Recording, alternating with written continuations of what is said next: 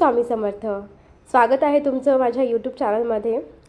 आणि आज रथसप्तमी होती तर त्याची आमच्या घरी पूजा पण झालेली आणि आज सोबतच आमच्याकडे हळदी कुंकू पण होतं।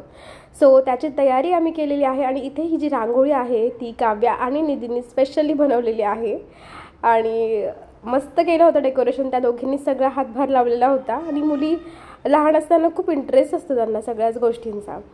इथे आमचं हळदी कुंकाचं चालू आहे, सगळी तयारी वगैरे चालू आहे आणि आज रथसप्तमीपर्यंत हळदी कुंकू ठेवतात। सो आज होता शेवटचा दिवस रथसप्तमीचा हळदी कुंकवाचा। सो आम्ही आजच हळदी कुंकू करण्याचा निर्णय घेतला आणि इथे आमची सगळी तयारी चालू झालेली आहे।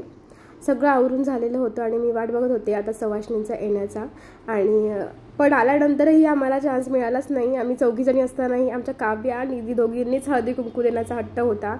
सगळ्या बायकांना त्या दोघींनी चांगलंच म्हणजे एंटरटेन केलं। ॲक्च्युली सगळ्यांनाच हळदी कुंकू देत होत्या, सगळ्यांना बोलत होत्या। सो आलेल्या गेलेल्यांना तेवढंच लहान मुलं असले की जरा बरं वाटतं। सगळेजण इम्प्रेस होतात की किती मुलींना नाही का कौतुक करावं तेवढं, आणि मुली असतील तर घराला खरंच खूप शोभा येते असं म्हणतात। मुलींना सगळ्या गोष्टींचा उत्साह असतो।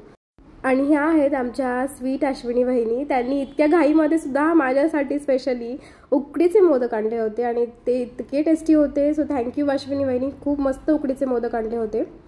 आणि त्यानंतर ह्या सगळ्या म्हणजे सुवासिनींचं येणं आणि भेटणं ह्याला खूप म्हणजे आपण एरवीला एकमेकींकडे जात नाही, भेट होत नाही, पण हेच एक असतात की ज्या वेळेला आपण एकमेकींना भेटतो, बहाणा तरी असतो की बाबा हळदी कुंकाला जायचं आहे म्हणून। आपल्या पुण्यासारख्या शहरापेक्षा जास्त आपलं जे विलेज टाईप आहे तिथे खूप जास्त ह्या प्रकाराला महत्त्व दिलं जातं।